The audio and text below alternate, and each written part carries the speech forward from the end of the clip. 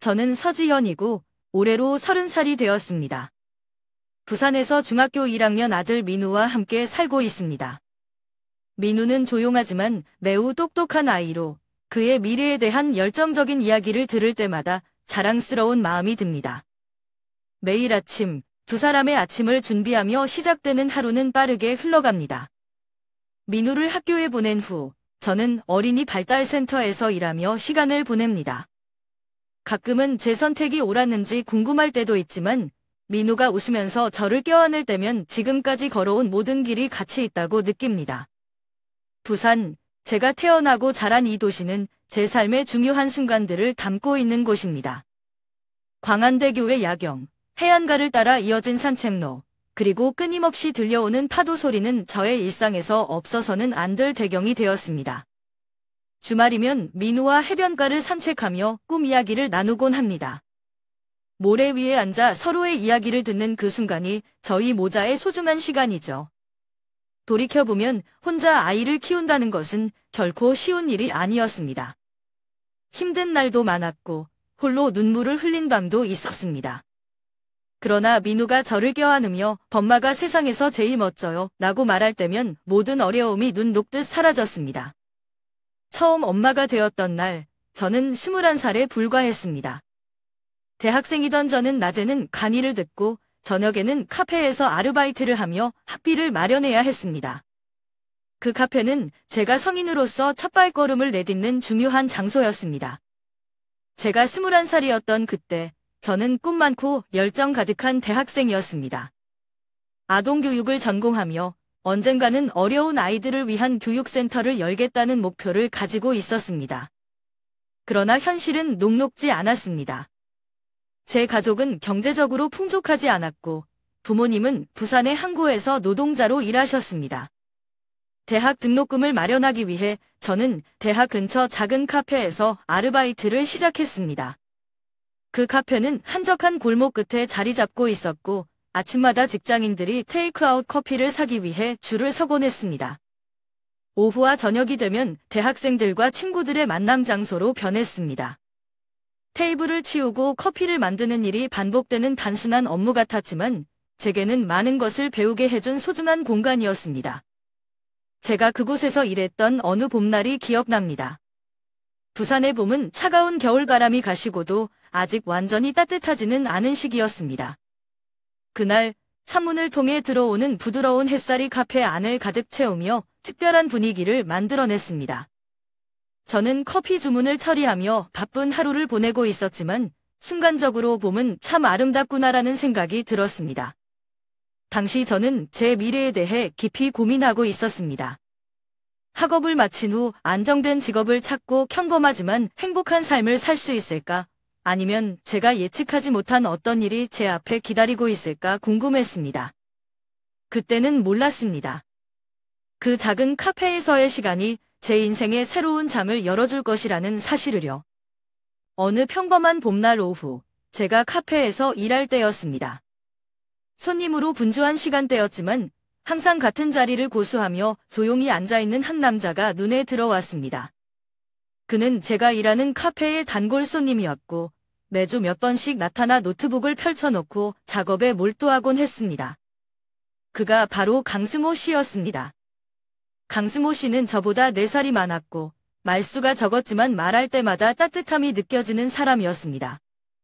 항상 진중한 표정으로 커피를 마시며 작업하는 모습은 왠지 모르게 사람을 끌어당겼습니다. 그날도 그는 평소처럼 앉아 있었고 저는 그에게 아이스 아메리카노를 가져다주며 처음으로 대화를 나누게 되었습니다. 오늘도 바쁘시네요. 제가 말을 걸자 그는 잠시 노트북에서 눈을 떼며 미소를 지었습니다. 네, 조금요. 그런데 카페 분위기가 좋아서 일할 때 집중이 잘 돼요. 그의 목소리는 차분하면서도 친근했고 그 후로 우리는 간간히 대화를 이어갔습니다.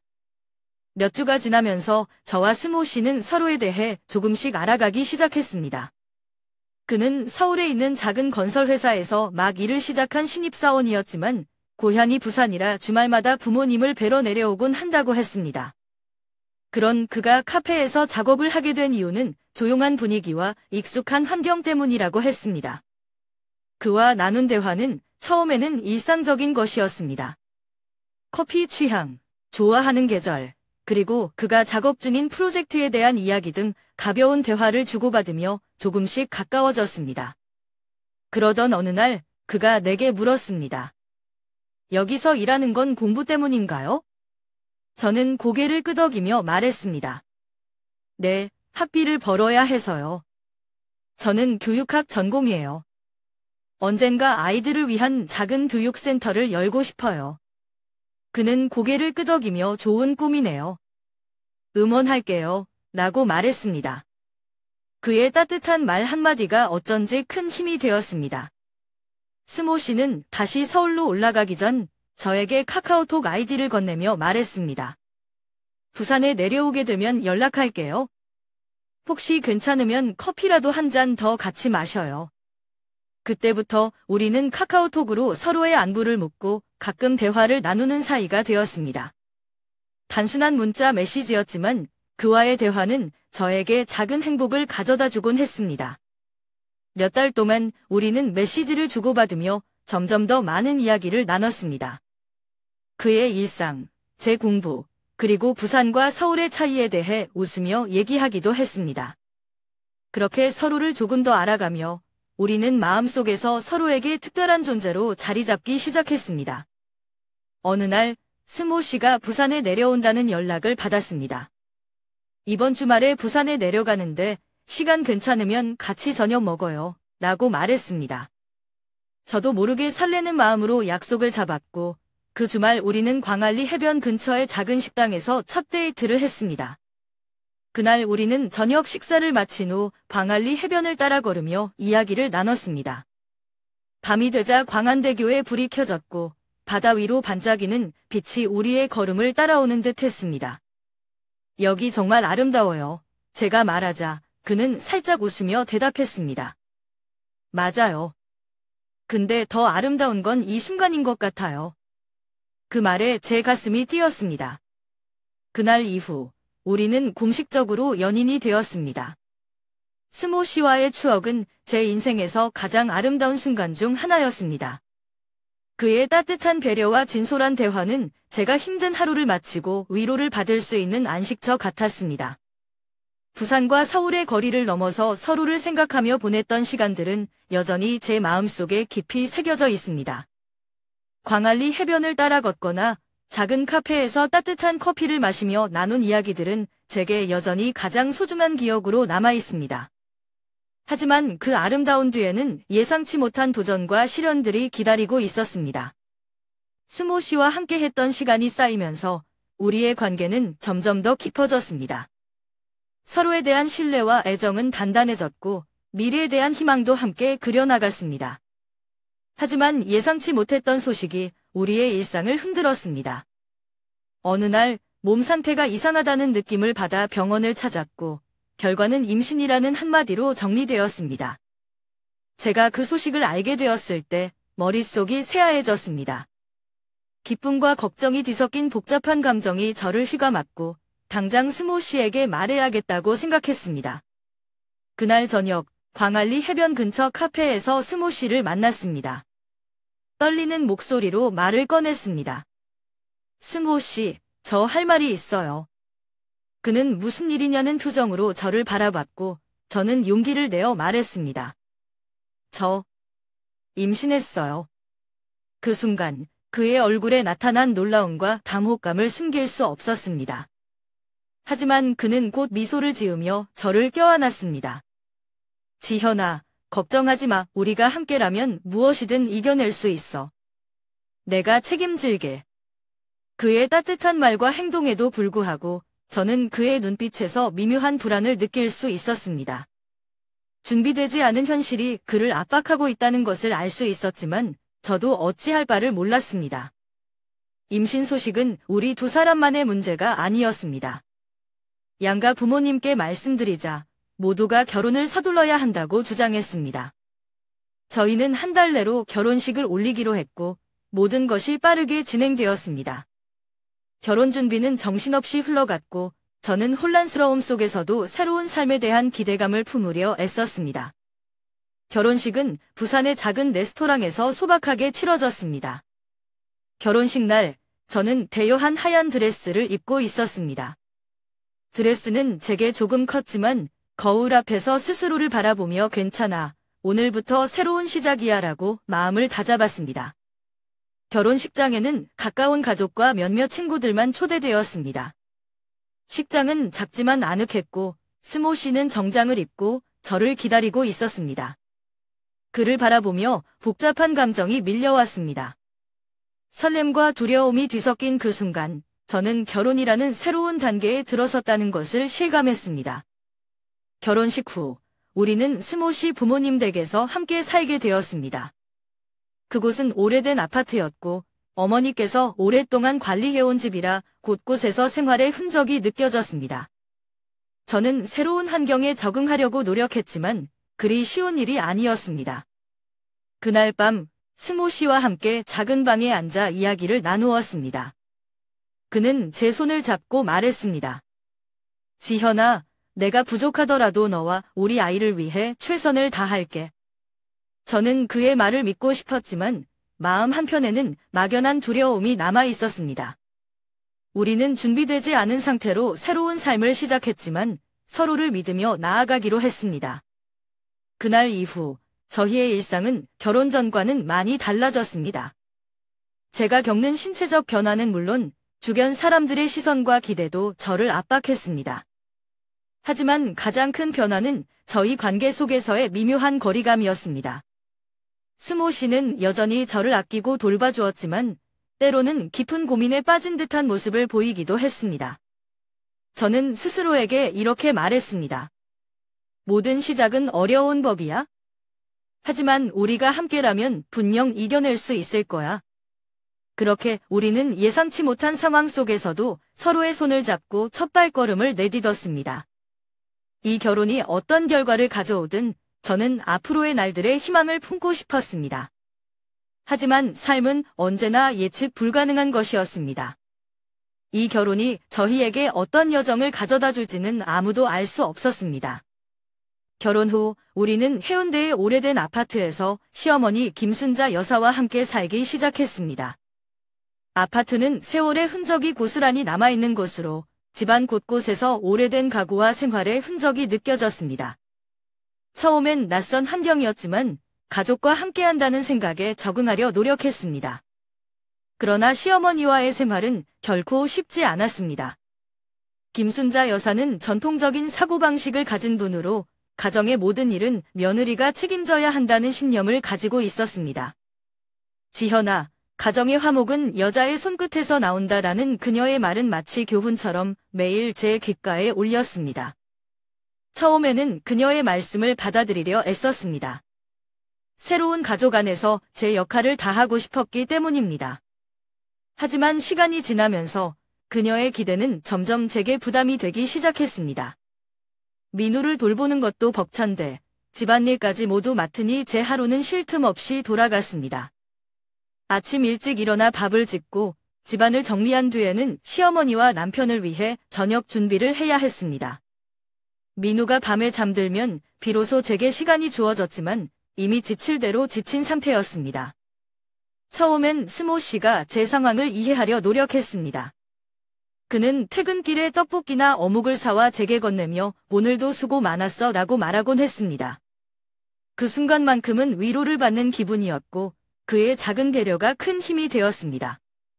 하지만 그런 날들은 오래가지 않았습니다. 스모 씨의 일이 바빠지면서 그의 태도는 점차 변했습니다. 초반에는 퇴근 후 가족들과 함께 시간을 보내던 그가 점점 늦게 귀가하거나 밤을 새워 회사에서 일하는 일이 잦아졌습니다. 처음에는 그의 노력을 이해하려 했습니다. 결혼과 동시에 늘어난 책임감과 아빠가 된 현실이 그를 압박하고 있다는 걸 알고 있었기 때문입니다. 하지만 점점 더 자주 텅 빈 저녁 식탁을 마주할 때면 마음 한구석이 허전해졌습니다. 스모 씨는 프로젝트가 많아서 그래? 조금만 더 기다려줘 라고 말했지만 저는 그 기다림이 끝이 보이지 않는 터널 같다고 느꼈습니다. 그러던 어느 날 제가 부엌에서 저녁을 준비하고 있을 때였습니다. 시어머니께서 들어오시더니 무심히 말씀하셨습니다. 지현아, 민우를 좀 더 잘 가르쳐야 하지 않겠니? 옆집 아이는 벌써 영어 학원도 다니고 상도 받았다더라. 우리 집 아이도 그 정도는 돼야 하지 않겠니? 그 말씀에 가슴이 답답해졌습니다. 민우는 아직 어리지만 충분히 잘하고 있다고 생각했는데 시어머니는 늘 비교하시며 압박을 주셨습니다. 제가 조심스럽게 스모 씨에게 이 이야기를 꺼냈지만 그의 대답은 늘 똑같았습니다. 엄마도 가족을 위해 그러시는 거야? 너무 마음 쓰지 말고 그냥 흘려들어. 그의 무심한 반응에 저는 점점 더 고립감을 느꼈습니다. 누군가 제 이야기를 들어주길 바랐지만 돌아오는 건 그저 참아라라는 말뿐이었습니다. 그렇게 시간이 흐르면서 제 안에 쌓이는 고독은 점점 깊어졌습니다. 민우를 돌보는 순간순간이 유일한 위안이었지만 그것만으로는 제 마음의 고모함을 채울 수 없었습니다. 밤이 깊어질수록 스스로에게 묻게 되었습니다. 이 결혼 생활이 정말 내가 꿈꿨던 행복한 가정일까? 저는 더 이상 확신할 수 없었습니다. 스모 씨와 함께하며 시작한 우리의 이야기가 점점 낯선 방향으로 흘러가고 있음을 느꼈습니다.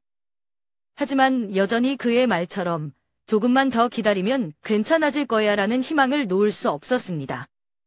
하지만 제 마음 한편에서는 어쩐지 이 희망이 헛된 꿈일지도 모른다는 불안감이 자라나고 있었습니다.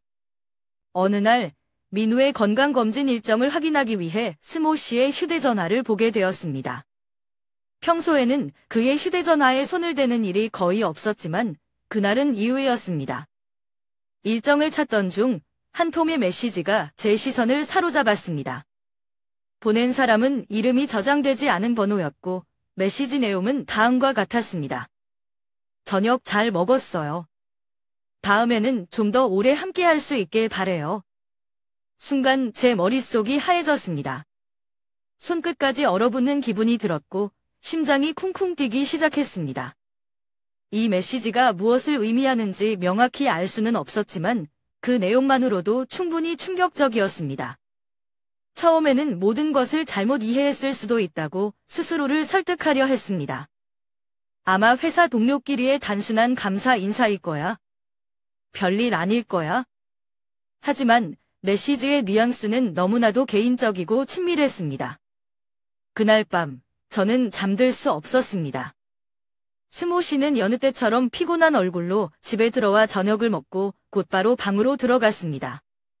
저는 아무렇지 않은 척하려 했지만 마음속 의심이 저를 괴롭혔습니다. 몇 날 며칠 동안 혼자 끙끙 앓던 끝에 결국 용기를 내어 스모 씨에게 물어보기로 했습니다. 어느 저녁 민우가 잠든 뒤 조용한 거실에서 그에게 말을 꺼냈습니다. 스모 씨, 요즘 많이 바빠 보이네요. 회사에서 무슨 일이 있나요? 그는 피곤한 얼굴로 고개를 끄덕이며 말했습니다. 프로젝트가 많아서 그래? 요즘 야근도 많고 좀 힘들어. 저는 조심스럽게 다시 물었습니다. 혹시 회사 동료들이랑 식사도 자주 하나요? 그는 잠시 멈칫하더니 대답했습니다. 가끔씩은 해. 왜 물어? 저는 순간적으로 더 묻고 싶었지만 그의 피곤한 표정을 보고는 말을 삼켰습니다. 하지만 그 대화 이후로 제 안의 의심은 더욱 커져만 갔습니다.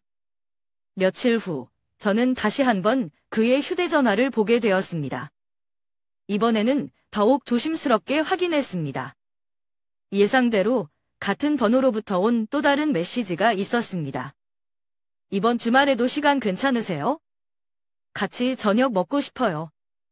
이번에는 도저히 참을 수 없었습니다.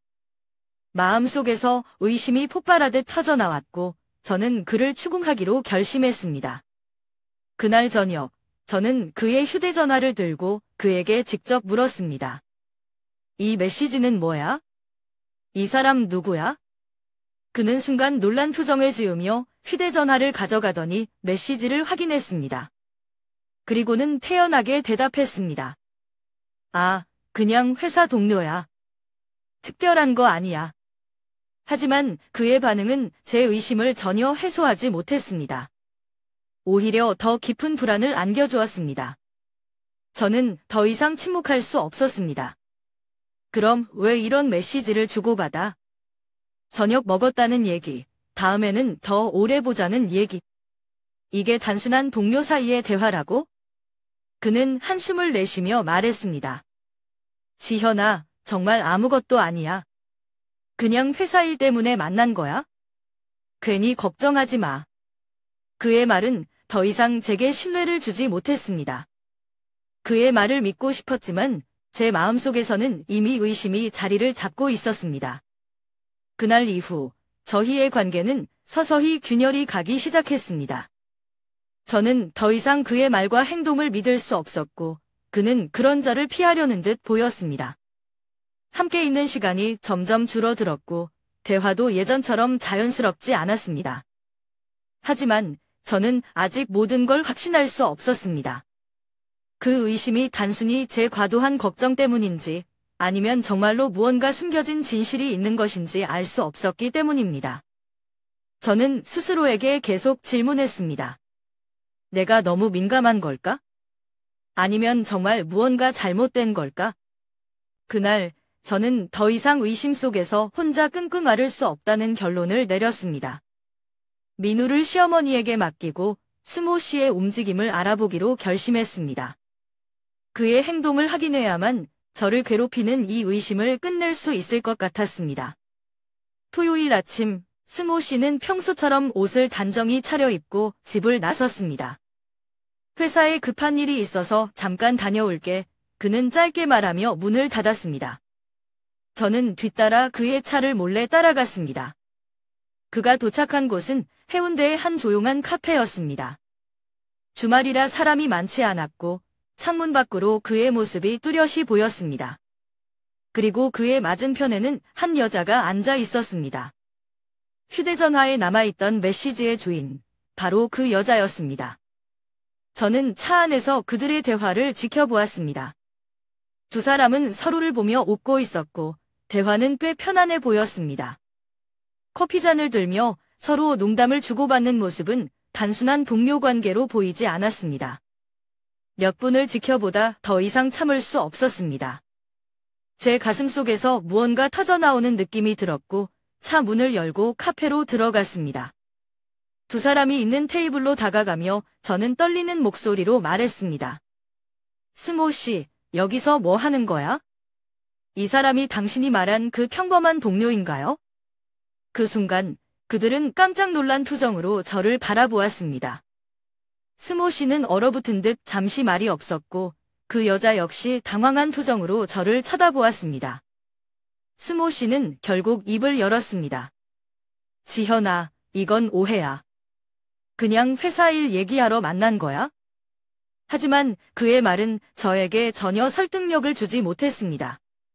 테이블에 놓인 반쯤 비워진 커피잔, 서로를 바라보며 웃던 그들의 표정, 그리고 여자가 손끝으로 커피잔을 만지며 보여준 친밀함까지 모든 것이 변명으로만 들렸습니다.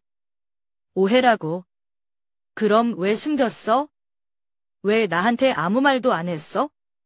저는 그의 말을 끊으며 소리쳤습니다. 제 목소리는 떨렸고 제 자신이 한없이 작아지는 것 같은 기분이 들었습니다. 그는 한숨을 쉬며 말했습니다. 일부러 숨긴 건 아니야. 너 걱정할까 봐 말 안 한 거야? 정말 아무 일도 없어. 그러나 그의 말은 제 가슴에 쌓인 분노를 가라앉히지 못했습니다. 정말 아무 일도 없다고? 그럼 이 모든 게 그냥 우연이라는 거야? 메시지, 여기서 웃고 떠드는 모습까지 전부. 저는 더 이상 그 자리에 있을 수 없었습니다. 그들의 반응은 저를 더욱 혼란스럽게 만들었습니다. 카페를 나서며 저는 눈물이 터질 것 같았지만 길 위에서 울고 싶지는 않았습니다. 차에 올라타서 문을 닫고 한동안 그냥 앉아 있었습니다. 머릿속은 온갖 생각으로 복잡했고 심장은 빠르게 뛰고 있었습니다. 이게 정말 우리 관계의 끝인가? 그동안 쌓아왔던 믿음과 추억이 한순간에 무너지는 기분이었습니다. 하지만 한 가지는 분명했습니다. 이대로는 도저히 살아갈 수 없었습니다. 그날 이후로 저는 더 이상 저희 관계를 유지할 수 없다는 결론에 이르렀습니다. 밤마다 침대에 누워 고민하며 스스로에게 수없이 물었습니다. 이 결혼을 유지하는 것이 과연 옳은가? 하지만 답은 항상 같았습니다.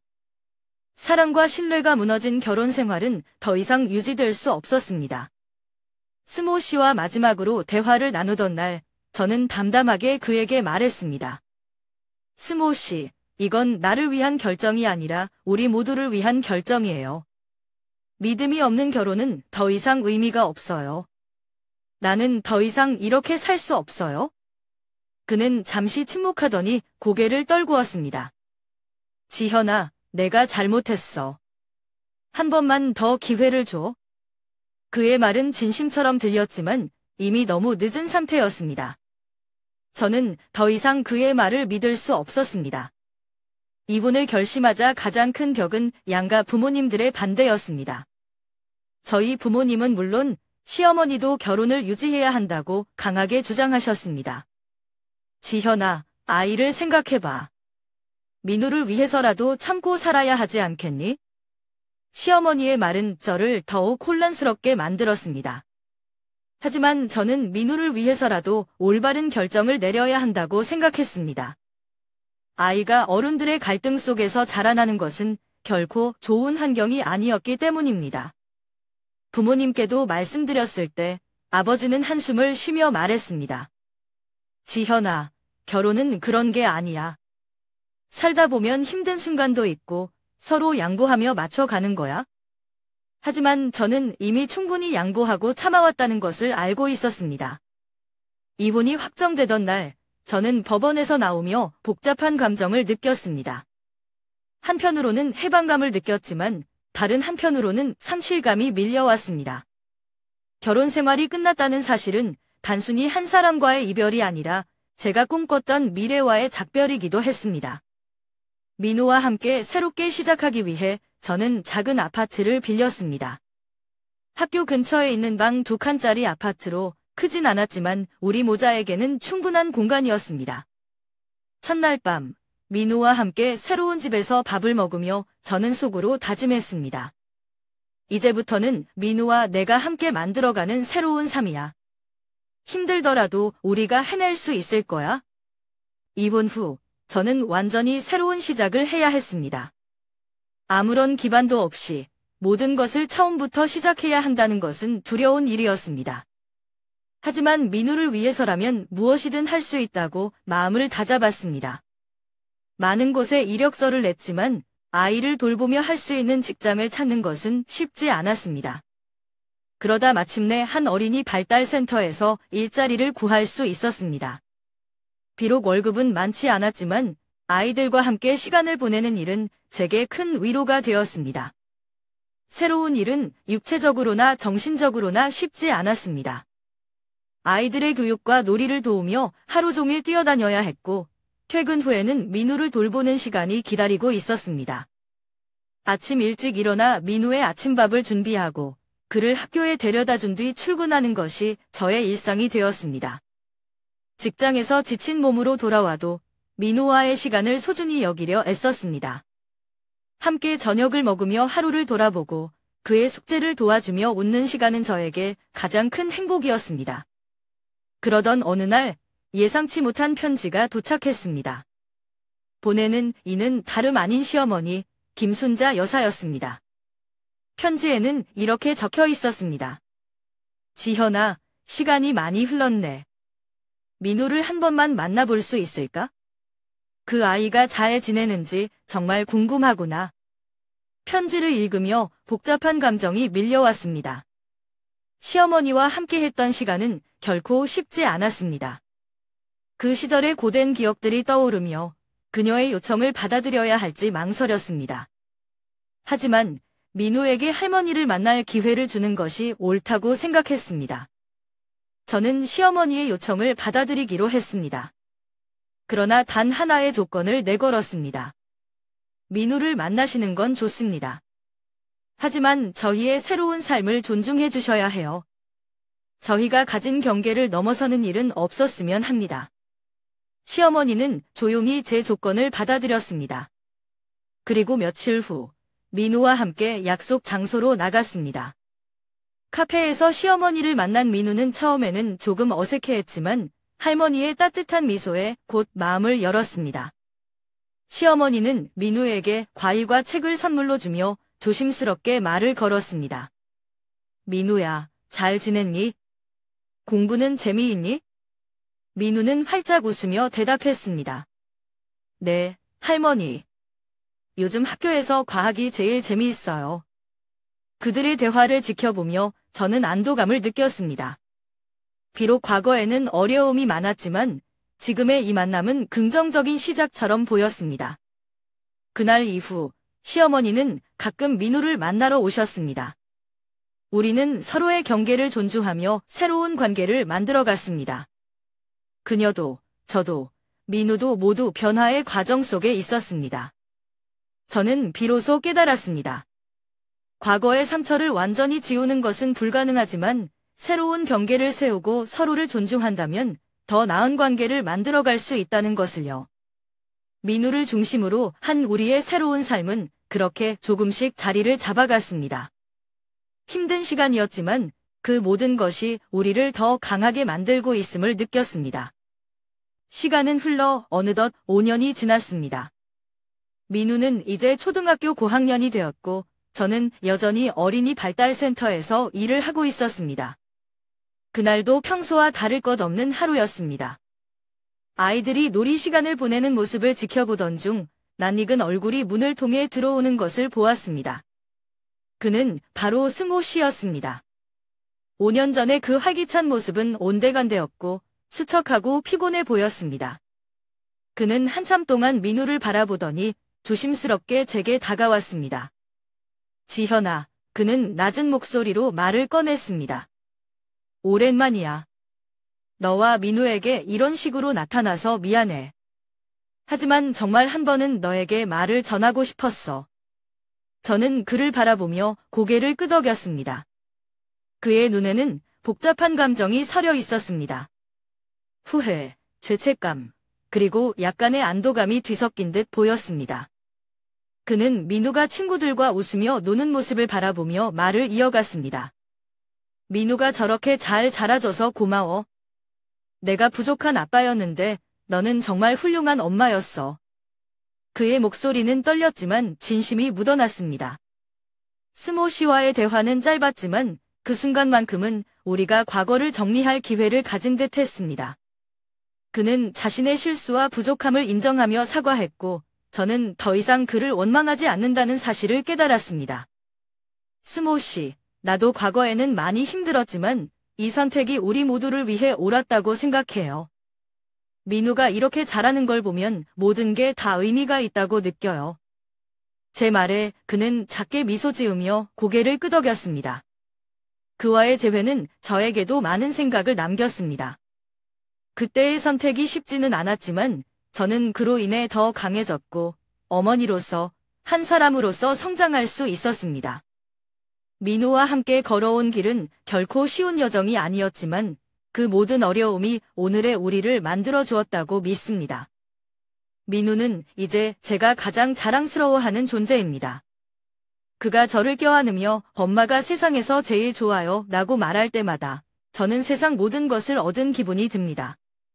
그의 웃음은 제가 매일 살아가는 이유이며 어떤 어려움도 이겨낼 수 있는 힘이 되어줍니다. 때로는 인생에서 어려운 결정을 내려야 할 순간이 찾아옵니다. 그 결정이 얼마나 무겁든 그것이 우리의 삶을 더 나은 방향으로 이끌 수 있다는 희망을 놓지 않아야 합니다. 저는 제 선택을 후회하지 않습니다. 그 선택이 오늘의 저를 그리고 우리 모자의 관계를 만들어줬기 때문입니다. 혹시 여러분도 저와 같은 감정을 느껴본 적이 있나요? 힘든 결정을 내린 후 그것이 오히려 더 나은 삶으로 가는 문을 열어준 경험이 있나요? 여러분의 이야기를 들려주세요. 우리는 각자의 이야기를 통해 서로에게 위로와 힘이 될 수 있으니까요.